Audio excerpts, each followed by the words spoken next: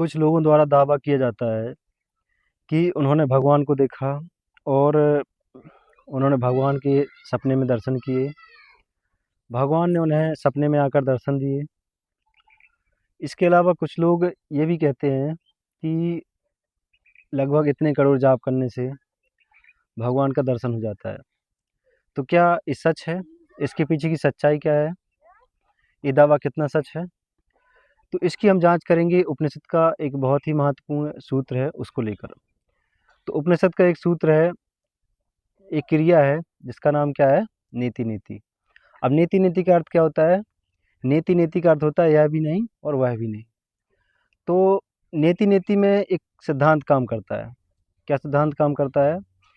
कि जो देखने वाला है और जो दिखा देने वाली चीज़ है वह हमेशा उससे अलग होगी।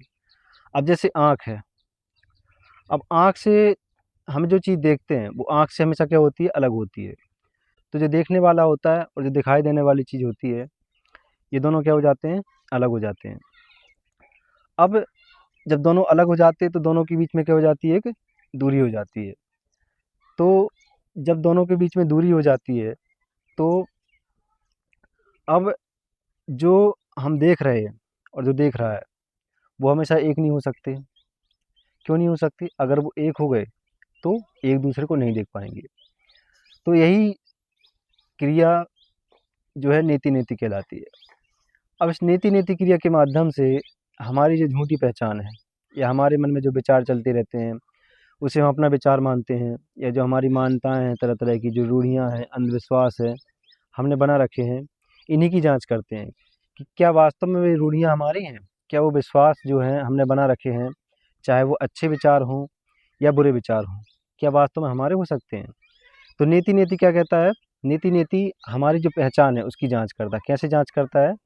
जैसे हम कहते हैं हमारा शरीर है, जैसे कहीं शरीर में चोट लग जाती है, मान लो हाथ में चोट लग गई, तो हम क्या कहते हैं? मुझे चोट लग गई।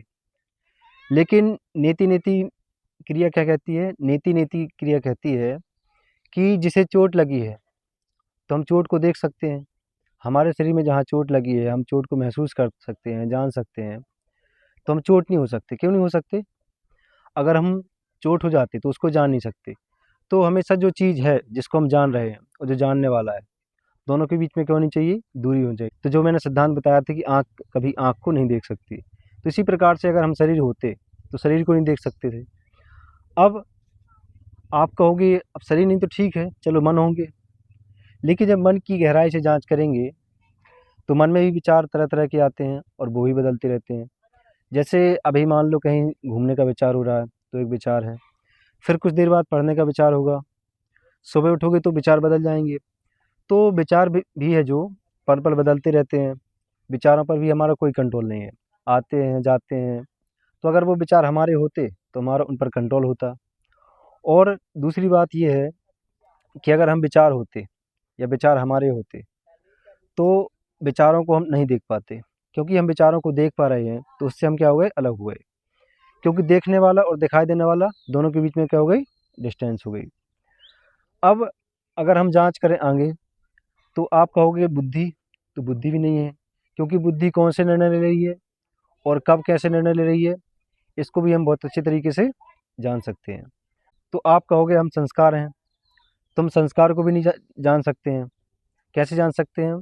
बचपन के हमारे जो संस्कार थे वो कुछ और थे, वो भी बदल गए। अभी जो संस्कार है वो कुछ और है, वो बदल गए। और संस्कार जो हैं समय समय के अनुसार बदलते रहते हैं, उनको भी हम जान सकते हैं, ऑब्जर्व कर सकते हैं। तो संस्कार भी क्या हो गए? हमसे अलग हो गए। तो हमारी स्मृतियाँ जो यादें हैं वो भी हमसे अलग हो गई, क्योंकि हम उन यादों को जान पा रहे हैं। तो ऐसे जब हम चीज़ों को जांचते जाएंगे और नेति नेति करते जाएंगे हर एक चीज़ को, जो चीज़ हम देख सकते हैं वो चीज़ हमारी नहीं हो सकती। और जो देखने वाला है उसको हम कभी पकड़ नहीं सकते। क्यों नहीं पकड़ सकते? क्योंकि जैसे आँख है, तो आँख कभी आँख को नहीं देख सकती। इसलिए जो हम हैं, हम भी अपने को कभी नहीं देख सकते।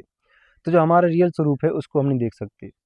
लेकिन जो दावा किया जाता है कि मुझे भगवान ने दर्शन किए, तो जो भगवान जो दिखाई देने वाली चीज़ बन गई, जो एक ऑब्जेक्ट बन गया हमारे लिए।